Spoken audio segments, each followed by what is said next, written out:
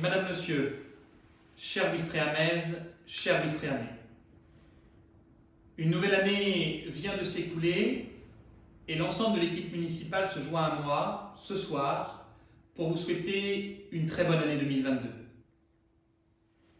Nous espérons que cette année sera riche pour chacun d'entre vous, pour vos familles et pour vos proches. La tradition aurait voulu que nous nous retrouvions en cette fin janvier pour la cérémonie des vœux. Il n'en est rien, mais je sais votre espoir en l'avenir grandissant. L'année 2021 fut marquée par la pandémie de Covid-19, même si la vie a pu reprendre au cours de l'été, permettant à la ville de mettre en place toute une série d'événements et d'animations de qualité pour les Ouistrehαμais et les Estivants. Il convient cependant de rester collectivement attentif à cette situation qui peut, nous venons de le constater, voir ressurgir le virus à n'importe quel moment et modifier lourdement notre quotidien dans ses acceptions sociales. C'est dans ce cadre que la commune a largement participé à la vaccination, tout au long de l'année, en organisant directement ou indirectement, avec la préfecture du Calvados, des milliers de vaccinations au sein de la Grange Odime, avec l'aide et le soutien de médecins, d'infirmiers et de bénévoles. Merci encore à eux pour leur temps et leur dévouement. Cette lutte est notre cause à tous. C'est aussi notre devoir que de vous protéger.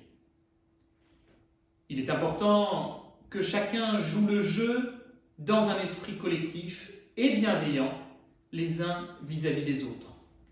Il en va de l'équilibre de notre communauté. Il est de notre responsabilité personnelle et collective d'être attentif à l'autre, et ce, au-delà de toute contingence. Il ne suffit pas de prôner le vivre ensemble ou la bienveillance pour que cela fonctionne. Il faut l'appliquer au quotidien, sur tous les sujets, et se l'appliquer à soi-même. C'est ce à quoi s'emploie l'ensemble des services municipaux et l'équipe municipale, que je salue ici pour leur engagement quotidien et sans faille au cœur de notre commune. Rien ne serait possible sans eux. Policiers municipaux, agents des écoles et du service jeunesse, services techniques de la ville ou de Camp-la-Mer, personnel des services culturels, événementiels, sociaux, de l'état civil, de la communication ou de l'urbanisme. Qu'ils en soient ici largement remerciés. Cette année aura également été marquée, inutile d'éluder le sujet, par une nouvelle déflagration pour notre budget communal et par conséquent par une augmentation importante des impôts fonciers de la commune. Hausse importante, mais, et je le dis tout de suite, nécessaire au vu de la situation soudaine dans laquelle la ville a été plongée. Nous sommes largement revenus sur ce sujet et avons reçu de nombreuses personnes afin d'expliquer la position défendue par la municipalité dans un débat constructif, apaisé, bien loin des invectives, des tags ou des grandes déclarations sur les réseaux sociaux. La transparence de la vie publique implique une rigueur budgétaire et une énergie de chaque instant. Nul ne peut prévoir une telle situation et nous parons au mieux. Nul ne peut dire non plus combien de temps tout cela va encore durer. Pour comprendre les budgets communaux, il est nécessaire de s'y intéresser de près, eu égard à leur complexité et aux nombreuses réformes législatives de ces dernières années. Certains font courir le bruit, délibérément ou non, que cette augmentation de la taxe foncière était évitable, qu'il suffisait de mener telle action ou telle autre pour trouver une solution, que de nouveaux emprunts auraient été signés, ou bien encore que nous abandonnions toute aide de l'État. Il n'en est rien. Il convient aux élus de rester réalistes et pragmatiques et de se concentrer uniquement sur le bien commun et jamais sur les intérêts particuliers défendus par certains. La commune, depuis de nombreuses années maintenant, se trouve dans une situation financière qui n'est pas simple, comme je le soulignais déjà lors de mon arrivée en fonction en 2014. Tout d'abord, la commune a contracté des emprunts importants avant 2011 qui impactent lourdement les finances de la ville, nous plaçant en position de risque aux yeux de l'État.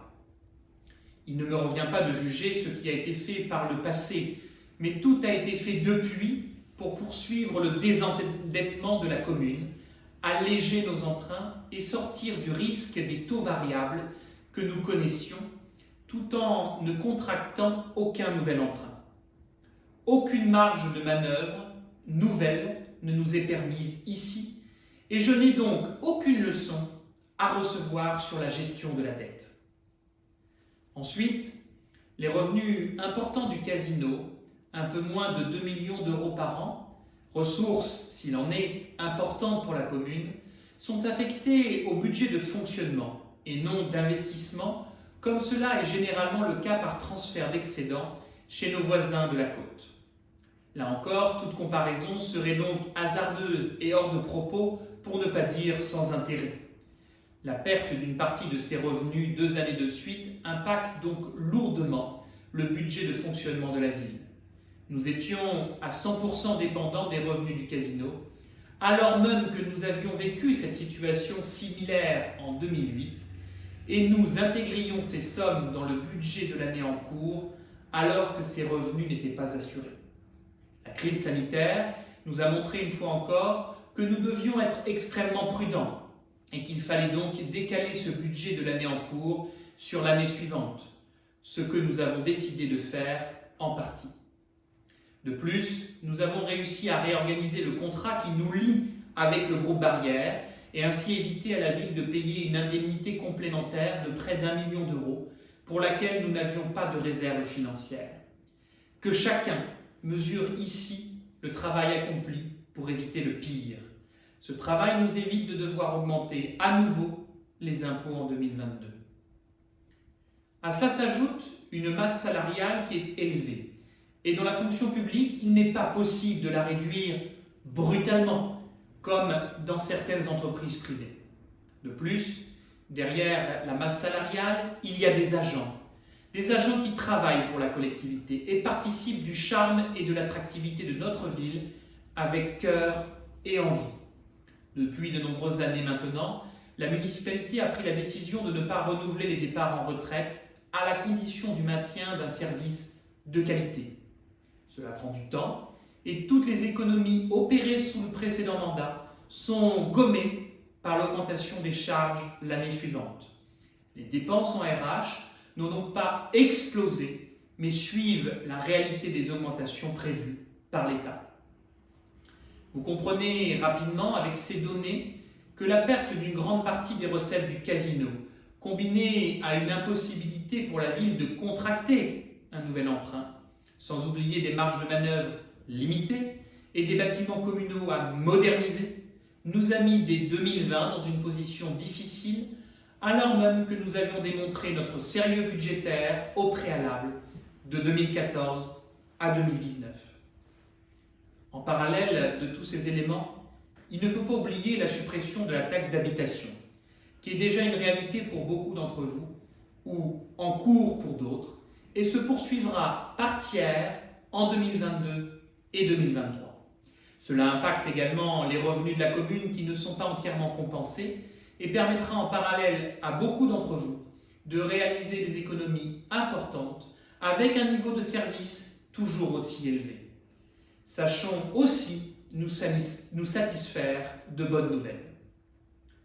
Entre 2014 et 2020, un gros travail de reprise et d'assainissement des finances a été effectué par l'équipe municipale, afin de trouver un nouvel équilibre financier tout en réduisant les dépenses de fonctionnement et en maintenant de nouveaux investissements.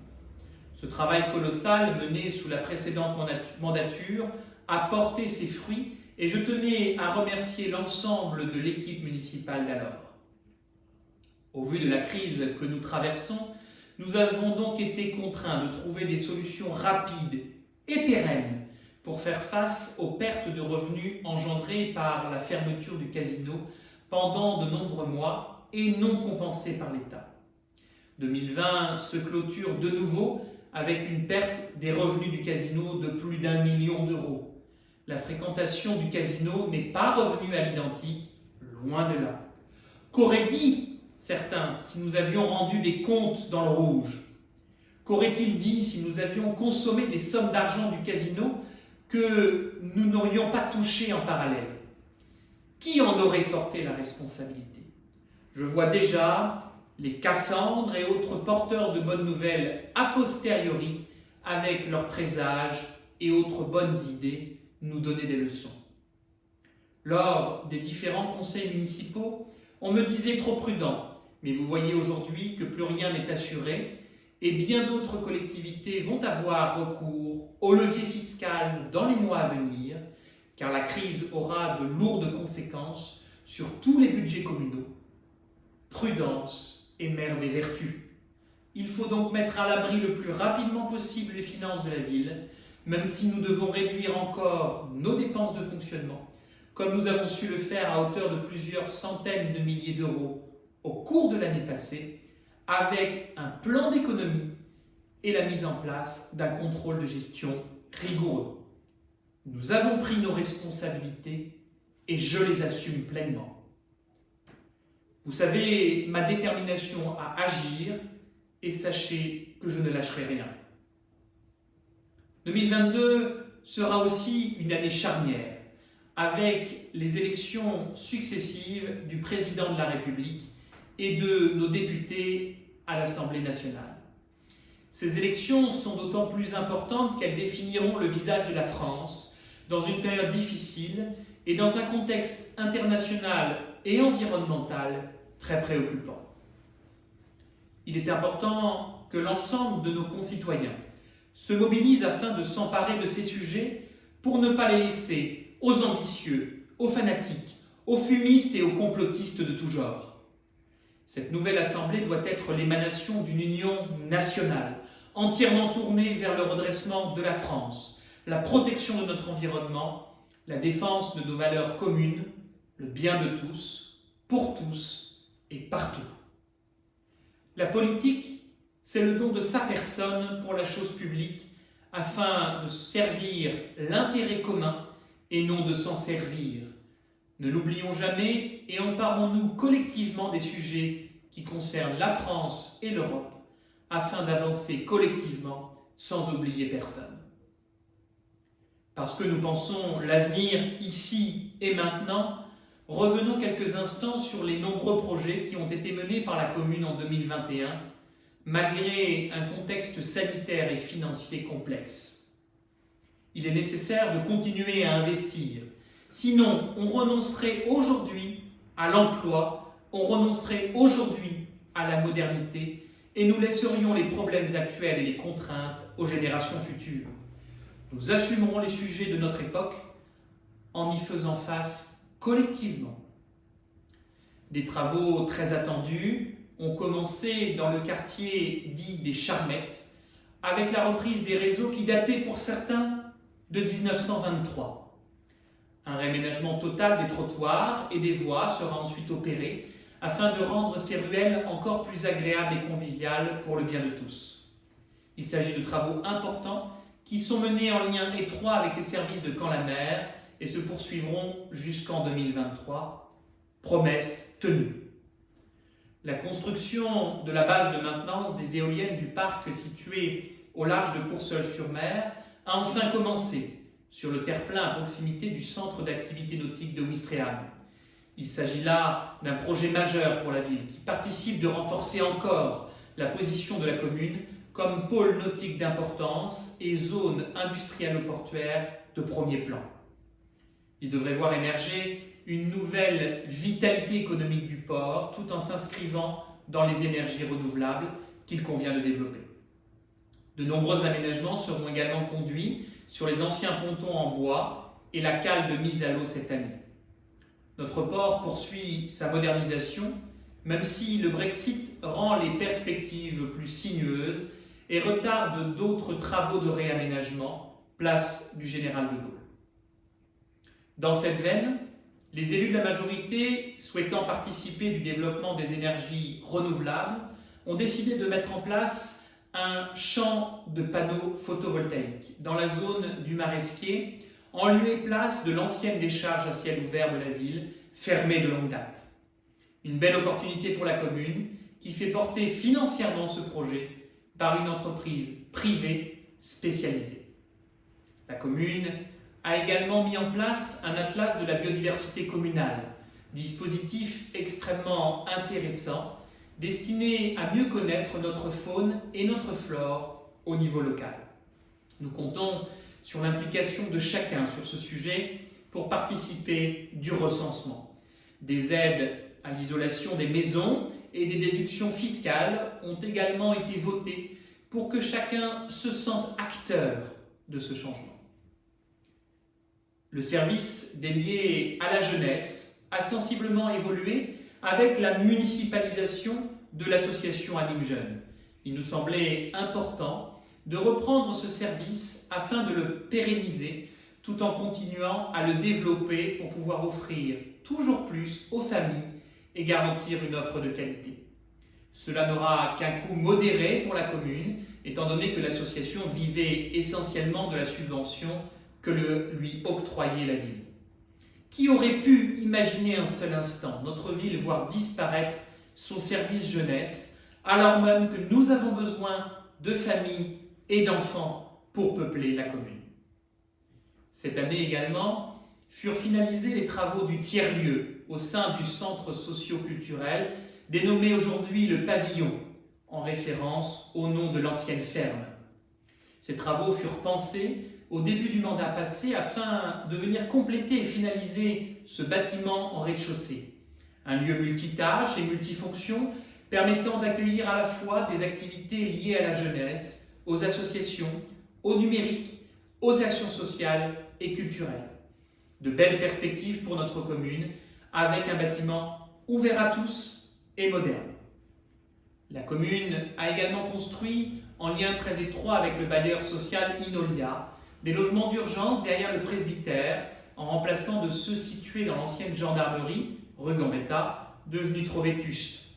Ainsi, nous conservons notre fibre sociale. Enfin, le déménagement précipité des écoles fut le sujet de l'année. Après avoir constaté des problèmes structurels au sein du bâtiment Charcot, la majorité municipale a décidé de procéder à son évacuation en urgence avant la rentrée scolaire.